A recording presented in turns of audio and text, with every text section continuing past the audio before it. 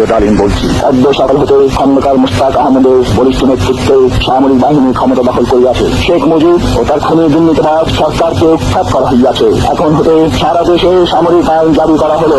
আপনারা সবাই আমাদের সাথে সহযোগিতা করুন।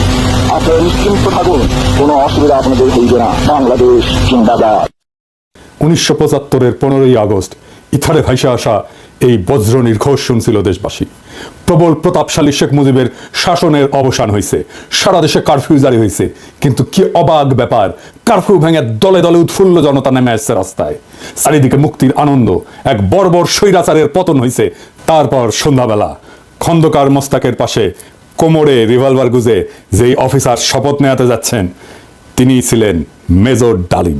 আমরা অনেকেই ভাবছি মেজর ডালিম হয়তো মারা গেছে, কিন্তু দীর্ঘ 50 বছর পরে আমরা তাকে দেখতে পেয়েছি যে মেজর ডালিম সাংবাদিক ইলিয়াস ভাইয়ের টকশোতে এসেছে। এমনকি সে গুরুত্বপূর্ণ মন্তব্য তুলে ধরেছে, তার সে টকশো আমরা অনেকে দেখতে পেয়েছি।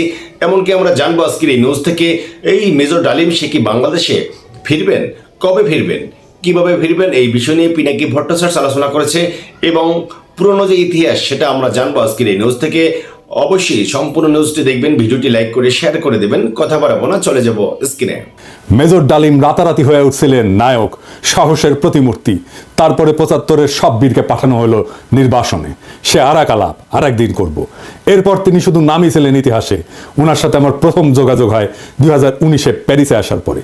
ওনার সাথে চ্যাটিং হতো। ওনার একটা ফেবু আইডি ছিল ফ্যালকন আইজ নামে। নানা বিষয় আলাপ হইতো, ব্যাপক পড়াশোনায় ভদ্রলোকের। আমার সাথে ফোনে বা ভিডিওতে কখনো কথা হয়নি, তবে আমার ঘনিষ্ঠ সার্কেলের অনেকের সাথেই নিয়মিত কথা হইতো। আমি কথা বলতে চাইছিলাম, উত্তরে বলছিলেন বলবো সময় হইলেই। আমার স্বাধীনতা উত্তর বাংলাদেশ বইটা প্রকাশিত হইলে পড়তে চাইছিলেন, আমি পাঠাইছিলাম সুইডেনে ওনার এক শিষ্যের কাছে। উনি বই পাইয়া বই হাতে ছবি পাঠাইছিলেন, এটা নিশ্চিত করতে যে ওনার কাছে পৌঁছাইছে। আমি আমার সার্কেলে ওনারে বড় ভাই বলে ডাকতাম, জিজ্ঞেস করতাম বড় ভাই কেমন আছেন, কি বলেন। কোনো রাজনৈতিক পরিস্থিতিতে জানতে চাইতাম বড় ভাইয়ের রিডিং কি। একটা সময় খেয়াল করলাম উনি ভুলে যাইতেছেন জিনিসপত্র, ডাক্তারি ভাষায় যাকে বলে কগনিটিভ ডিজিজ। তখন থেকে ওনাকে বলতে শুরু করলাম বুড়া। তো জিগাইতাম বুড়াটার খবর কি। যাই হোক, উনি নাকি বলছেন যে ওনার বয়স 75 বছর, আসলে ওনার বয়স 78 বছর। ওনার জন্ম 1946 সালে উইকিপিডিয়ার তথ্য অনুসারে। 64 সালে বিমান বাহিনীতে যোগ দেন, ঠিক 18 বছর বয়সে। বুড়া বয়সে 3 বছর কমায় বলছে আর কি, আমার অনুমান ভুলে বলছে। এপিসোডের স্ক্রিপ্ট লিখতে লিখতে ওনার ছবিটা খুঁজতেছিলাম, যে ছবিটা দেখাইলাম আমার বই হাতে, ছবিটা পাইতেছিলাম না। তো সুইডেনের বাইরে ফোন দিলাম, তো উনিও খুঁজতেছেন। এর মধ্যে বুড়া ফোন দিছে ওই সুইডেনের বাইরে। তো উনি যখন জানলেন যে আমি লাইনে আছি, উনি স্পিকারে দিলেন, আমি শুনতেছি। উনি বলতেছেন, আমাদের দুইজনকে স্পিকারে দিলেন। উনি জিজ্ঞেস করলেন পিনাকি কি দেখছে আমার লাইভ। আমি বললাম হ দেখছি বড় ভাই। তো সুইডেনের বড় ভাই ওনারা বলতেছেন আপনি পিনাকির বই হাতে একটা ছবি তুলছিলেন না, আছে ওইটা। তা আমি শুনতেছি। তো বুড়া বলতেছে পিনাকি বই লিখছে নাকি, কই আমি তো দেখি নাই। তো রিসেন্ট মেমোরি নাই হয়ে যাইতেছে, আর্লি সাইন অফ আলঝেইমার্স। যাই হোক, বুড়া আমাদের মাঝে আরো অনেকদিন বাইচা থাকেন। ওনার লাইভ এপিসোড করছে ইলিয়াস। এইটাই সম্ভবত বাংলাদেশের মানুষের সর্বোচ্চ দেখা লাইভ। ইউটিউবে একসঙ্গে সর্বাধিক সংখ্যক দর্শকের লাইভ স্ট্রিমের রেকর্ডটা 8 মিলিয়ন। তবে এইটা বাংলা ইউটিউবের সর্বোচ্চ, এটা নিঃসন্দেহ। এবং আমার মনে হয় এই রেকর্ড আর কেউ কখনো ভাঙতে পারবে না। এইবার আসেন এপিসোডের প্রসঙ্গে। বাম, আওয়ামী লীগ আর প্রগতিশীল বিএনপির পুচ্ছে আগুন লাগিয়েছে একই সাথে। যাই হোক, আমি সবগুলা আগুন নিয়ে আজকে কথা বলবো না, কয়েকটা আগুন নিয়ে কথা বলি। প্রথম অভিযোগ কি, মেজর ডালিম নাকি খুনি। আসলে কি মেজর ডালিম খুনি? আসলে না খুঁজে দেখি। বিপ্লবী এবং সৈনিকদের খুনি বলা যায় না, কারণ তাদের কর্মকাণ্ড এবং উদ্দেশ্য সাধারণ অপরাধীর সাথে তুলনা করা যায় না। আদালত যখন প্রাণ নেয় সেটাকে খুন বলা যায়? একজন সৈনিক যখন দেশের শত্রুকে হত্যা করে সেটাকে অপরাধমূলক কাজ? একজন নারী যখন তার ধর্ষককে হত্যা করে ফেলে ধর্ষণের সময় সেটাকে অপরাধ না? সেটা না। কেন না? এর কয়েকটা কারণ আছে, বুঝে দেখি। 1 নম্বর কারণ, নৈতিক পার্থক্য, মোরাল জাস্টিফিকেশন। বিপ্লবীরা সাধারণত বিদ্যমান শাসন ব্যবস্থার অন্যায় বা নিপীড়নের বিরুদ্ধে সংগ্রাম করে। তাদের কর্মকাণ্ড একটা বৃহত্তর সামাজিক এবং রাজনৈতিক পরিবর্তনের উদ্দেশ্যে পরিচালিত হয়, বৃহত্তর স্বার্থে। নৈতিক দৃষ্টিকোণ থেকে এটা ন্যায় যুদ্ধ, জাস্ট ওয়ার, এই ধারণার সাথে সম্পর্কিত। সৈনিকেরাও একটা প্রতিষ্ঠিত রাষ্ট্র বা আদর্শ রক্ষার জন্য কর্তব্য পালন করেন। 2 নাম্বার, উদ্দেশ্যের মাহাত্ম্য, এটাকে ইংরেজিতে বলে এন্ডস ভার্সেস মিনস। বিপ্লবী বা সৈনিকদের কর্মকাণ্ডের উদ্দেশ্য ব্যক্তিগত স্বার্থ না, বরং এটা বৃহত্তর সমাজ জাতির জন্য। দার্শনিক ইমানুয়েল কান্ট বা জন স্টুয়ার্ট মিলের মতবাদে উদ্দেশ্যের গুরুত্ব এবং প্রভাব নিয়ে আলোচনা আছে। মিলের উপযোগবাদ বলে একটা তত্ত্ব আছে। এটা অনুযায়ী যদি একটা কর্ম বৃহত্তর জনগণের কল্যাণে হয় তবে সেটা নৈতিকভাবে গ্রহণযোগ্য। তিন নাম্বার, সমাজের দৃষ্টিভঙ্গি বা পারসেপশন বাই সোসাইটি। সমাজ সাধারণত সৈনিকদের রক্ষক এবং বিপ্লবীদের ন্যায়ের প্রতীক হিসাবে দেখে। সময়ের সঙ্গে অনেক বিপ্লবীকে নায়ক হিসেবে স্বীকৃতি দেওয়া হয়। এটার আইনি ব্যাখ্যাও আছে। এক নম্বর হইতেছে যে লেজিটিমেসি অফ অ্যাকশন, মানে রাষ্ট্রীয় বৈধতা। সৈনিকদের কর্মকাণ্ড রাষ্ট্রীয় আদেশের আওতায় ঘটে। আন্তর্জাতিক আইন অনুযায়ী যুদ্ধ বা প্রতিরক্ষায় হত্যা বৈধ, যদি তা যুদ্ধের আইন মেনে চলে। দুই নম্বর হচ্ছে রাজনৈতিক লড়াই বনাম অপরাধ, পলিটিক্যাল স্ট্রাগল ভার্সেস ক্রাইম। বিপ্লবীরা সবসময় বিদ্যমান আইন ভঙ্গ করে। বিপ্লব বা অভ্যুত্থান বিদ্যমান আইনের উপরে। সেই জন্য বিপ্লবীদের কর্মকাণ্ডকে অপরাধ হিসেবে বিবেচনা করা যায় না, কারণ আইন এটা সংজ্ঞায়িত করে বা ডিফাইন করে অপরাধ, আর বিপ্লব এটার উপরে। তা উপরে থেকে এই অপরাধের ডেফিনেশন তো বিপ্লব গ্রহণ করবে না। জুলাই বিপ্লবে পুলিশ নিহত হয়েছিল, মারা গেছিল, মেরে ফেলা হয়েছিল, এটা অপরাধমূলক কাজ না, এটা বিপ্লবী সহিংসতা। এই জন্যই এই হত্যার বিচার করা যাবে না, কারণ বিপ্লব অভ্যুত্থান আদালত বা আইনের চাইতে বড়। যদি পুলিশ হত্যার বিচার হয় তাহলে ধরে নেবেন বিপ্লব পরাজিত। 15ই আগস্টের বিপ্লব পরাজিত হয়েছিল জন্যই আগস্ট বিপ্লবের নায়কদের বিচার এবং ফাঁসি হয়েছিল। তিন নম্বর হইতেছে যে ইচ্ছাকৃত হত্যা বনাম কর্তব্য, ইন্টেনশনাল কিলিং ভার্সেস ডিউটি। সাধারণ অপরাধী ব্যক্তিগত স্বার্থে হত্যা করে, অন্যদিকে সৈনিকেরা যুদ্ধক্ষেত্রে এবং বিপ্লবীরা সামাজিক রাজনৈতিক কাঠামো এবং বিদ্যমান ব্যবস্থা বদলের উদ্দেশ্যে কাজ করে এবং এর ক্ষেত্রে বিপ্লবী সহিংসতা হয়। এইটা তাদের কাজকে ইচ্ছাকৃত হত্যাকাণ্ড থেকে আলাদা করে। সেই জন্যই তাদের কাজগুলোকে ইচ্ছাকৃত হত্যাকাণ্ড থেকে আলাদা হয়ে যায়। শেখ মুজিবকে কেউ খুন করেনি, সে অভ্যুত্থানে নিহত। তার পরিবারের সদস্যদের কেউ খুন করেনি, তারাও অভ্যুত্থানে নিহত। দ্বিতীয় অভিযোগ হচ্ছে মেজর ডালিম শিশু হত্যা করেছে।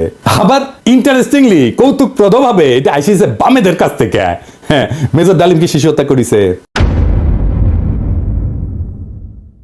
মেজর ডালিম 32 নাম্বার আক্রমণ করে নাই, তারে দায়িত্ব দিতে চাইছিল, সে নেয় নাই।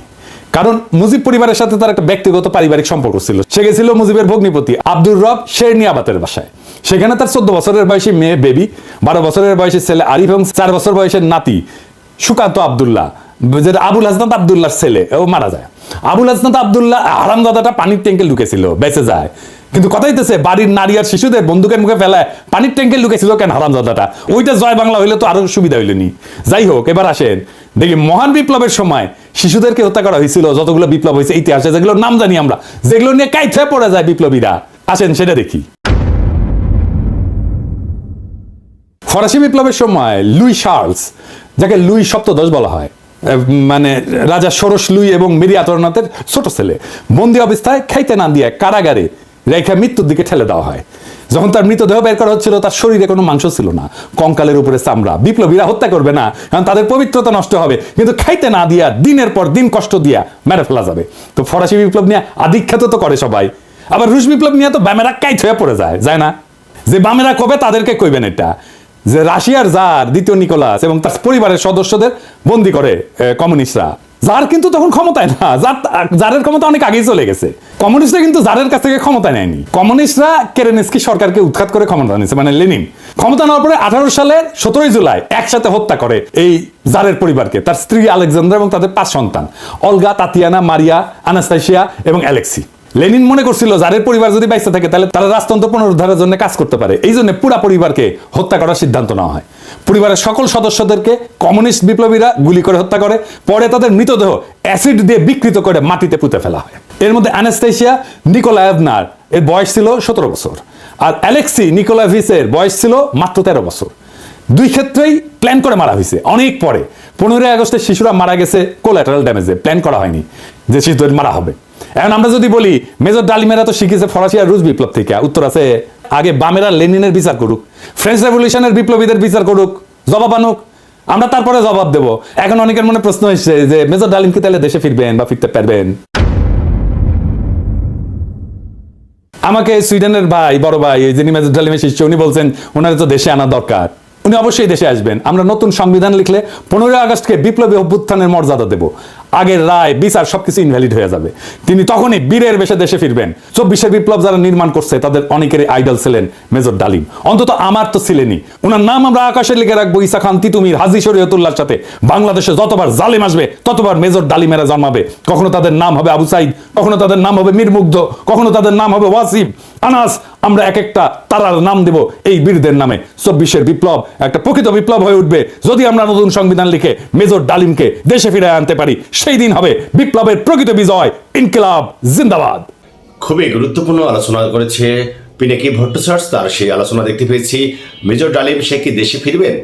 মেজর ডালিমকে নিয়ে গুরুত্বপূর্ণ মন্তব্য করেছে পিনাকি ভট্টাচার্য। তার সেই তথ্যগুলো আমরা সকলেই দেখতে পেয়েছি। সম্মানিত দর্শক, আপনাদের মতামত মেসেজ করে জানাবেন। ভালো থাকবেন। আসসালামু আলাইকুম।